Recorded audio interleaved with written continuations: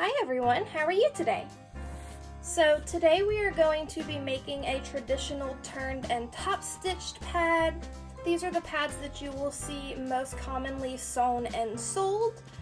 In order to make this pad, we are going to need our topper fabric. This is just a cotton. You're also going to need your pattern. This is the 6-inch Elemental Narrow pad from Patterns by Flo. I got this off of her Facebook group. I will leave that link down below for you. I have some scraps of flannel here for the core. This is some matching fleece for the back.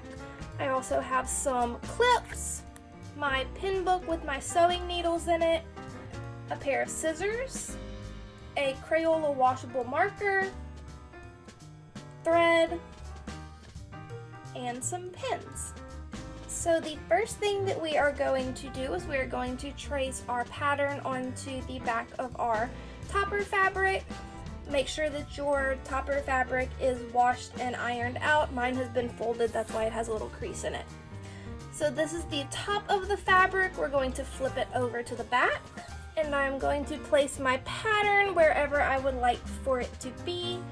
Once I have decided on a placement, I'm just going to trace around my pad with my marker. You could also use a pen or any other washable marker or a fabric pen if you don't have any of these available near you. Make sure that when you're tracing that your lines are nice and even. This is going to be the line that we are going to be sewing on in order to finish the pad. As well as that, make sure that you leave a little bit of room on all of the edges for you to cut out. So don't place your pattern right up against the edge of your fabric.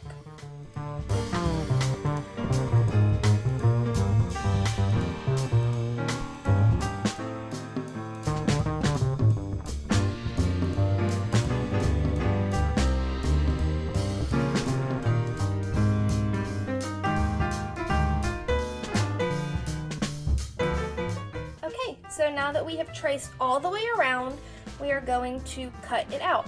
Again, make sure that you leave a little bit of fabric around the edge, so that way we have a seam allowance.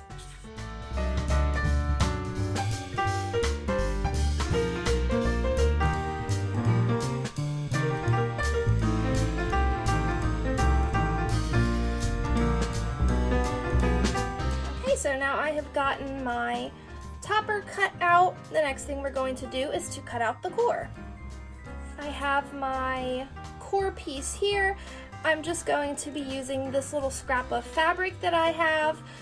So I'm going to trace out once again onto my flannel. I'm going to trace a couple of my core pieces and cut them out.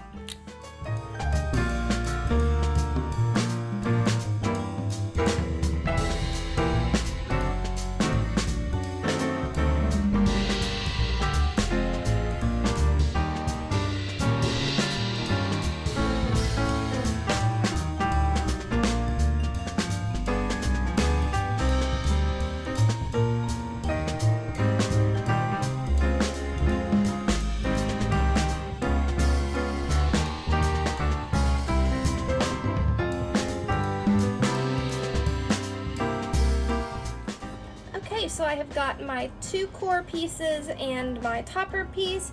As you can see with the core pieces, you don't have to leave a seam allowance, you just cut those on the line. They don't have to be perfect either. I'm going to lay one on top of the other, make sure that the edges line up, and then I'm going to place it in the center of my pad. If you have any excess on this side or this side where you might overlap your lines, you're going to want to trim them now, because if you try to trim them later, you might cut a hole in your core or your topper fabric. So as long as your core fits inside of your pad with enough room for you to sew around, you're good to go.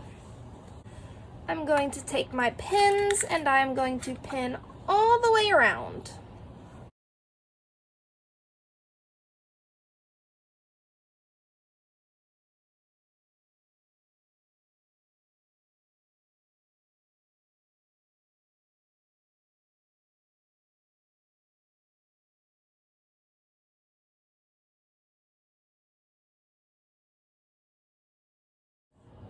Okay, so I have pinned all the way around. I've also placed a couple of pins down the middle.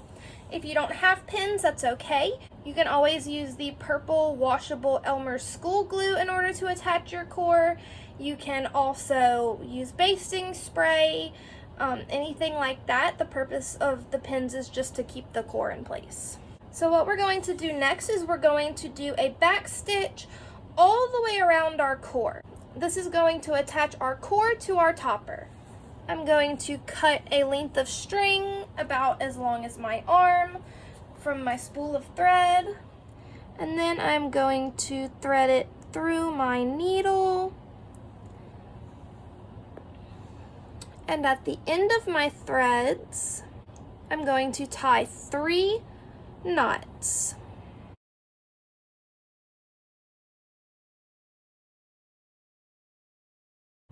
Give them a little tug and make sure they're good and secure, and so now you have a knot on your thread. I'm going to start sewing on this straight edge here. In order to do that, I am going to put my needle through from the back of my pad to the front of my pad so that the knot is on the back. And about a grain of rice away, I'm going to put my needle back down and pull it through. To the bottom of that stitch, again about a grain of rice length away, I'm going to bring my needle back up, pull it through, and then go back down. Just like that. So this is a back stitch. As you're back stitching, you are going to want to make sure that you are being as neat and careful as possible. You don't want very big stitches because that could affect the integrity of your pad. It could make it not as durable. You're also going to want to stay a little ways away from the edge, just so that way while you're washing it, if it does happen to fray, then you won't have to worry about that because your stitches will be holding it in place. So I am going to go all the way around the length of my pad with a back stitch to attach the core. Okay, so I have gotten all of my core stitching done. All I have to do is finish knotting my thread. So in order to do that, I'm going to go underneath my threads, pull through until I have just a little loop. I'm going to put my needle through that loop, make sure that you're not going through the individual threads, and pull it tight.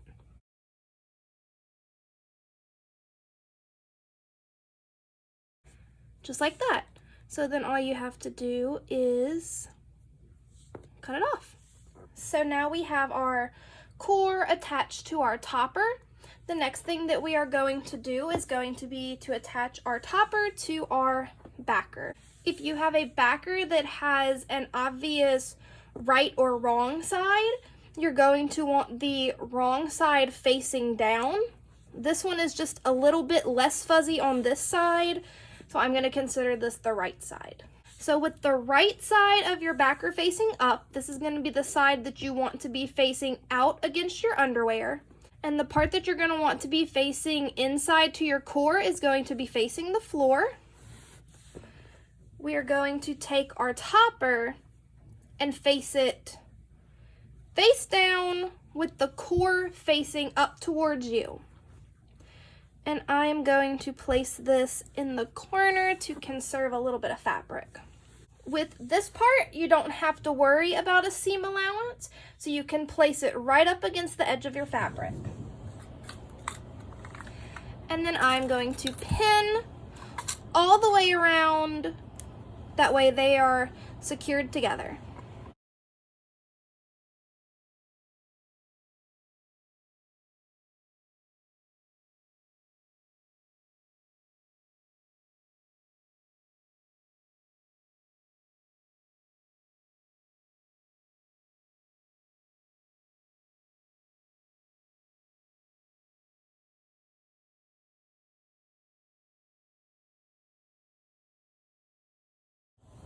Okay, now that I have got all of my pins around, I'm going to cut it out.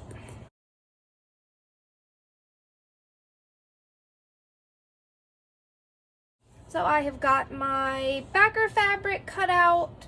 It doesn't have to be perfect. As you can see, I have a little bit of excess around the edges. That's perfectly okay. So what we're going to do now is we're going to, of course, knot our threaded needle. I'm going to do that 3 times. And from here, we're going to start back stitching all the way around. We need to figure out where we want our turning hole to be.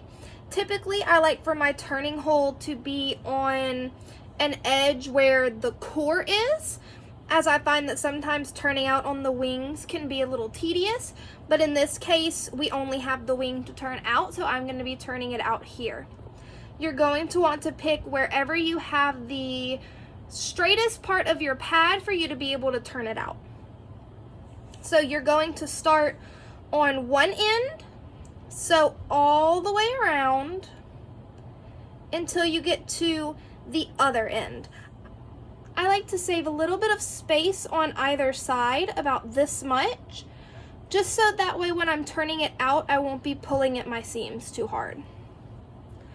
So I am just going to go in and out with a back stitch.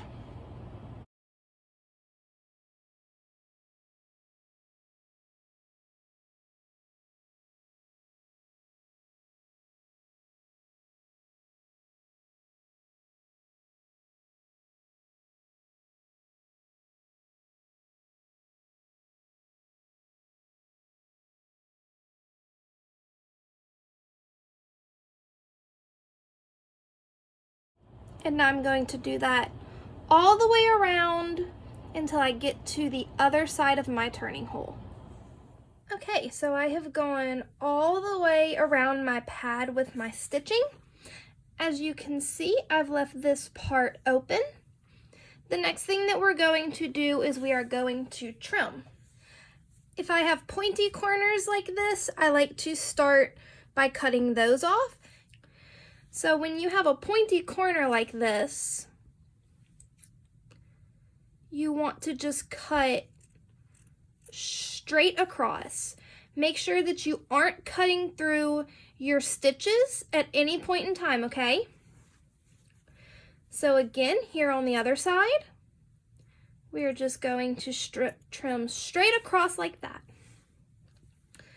The next thing I like to pay attention to is my turning hole. I cut as close to my stitches as I can, and I just cut off a little notch here, and then the same thing here, because we want this fabric, we want to keep this, that way we can turn it out, okay? So then I'm just going to go and trim all the way around my pad, as close as I can get to my stitches.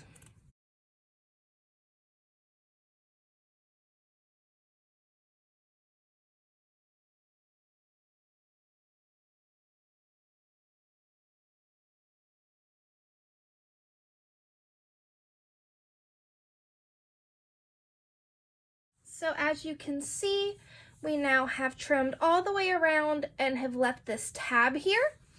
Pinking shears would be a better alternative because then you would have a little zigzag all the way around here.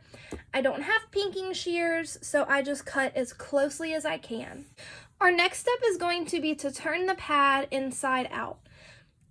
Be very, very, very careful when you go to turn your pad inside out. Do not tug roughly. Don't be too hard with it. You'll break your seams that you've made. I like to start by putting my finger in and going to one of the corners. I push it in with my thumb like this, and I'm always being gentle. Now that I've got it started out of my hole, I'm going to begin gently pulling and wiggling. If you meet any resistance, you want to be as careful as you can to poke it out, okay?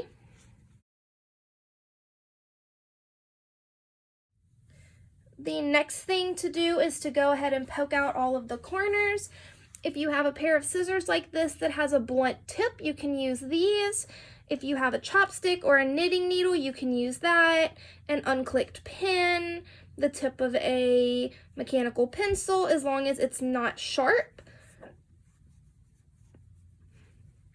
You never want to use anything sharp to poke your pads out, or you might create a hole.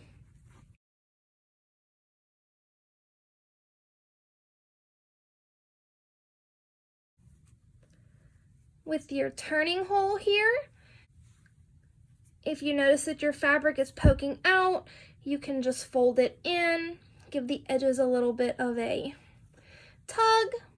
I like to place a pin where my turning hole is, that way I know what is my turning hole. Now, when it comes to top stitching, I prefer to clip the edges of my pad rather than pin it.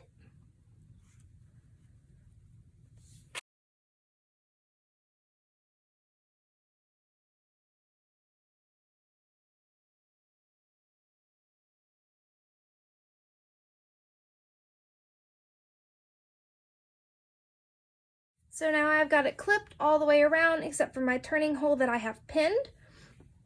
As I am clipping, I am rolling the edge of the fabric and then clipping. That way I know that the edges are going to be nice and flat when I go to sew.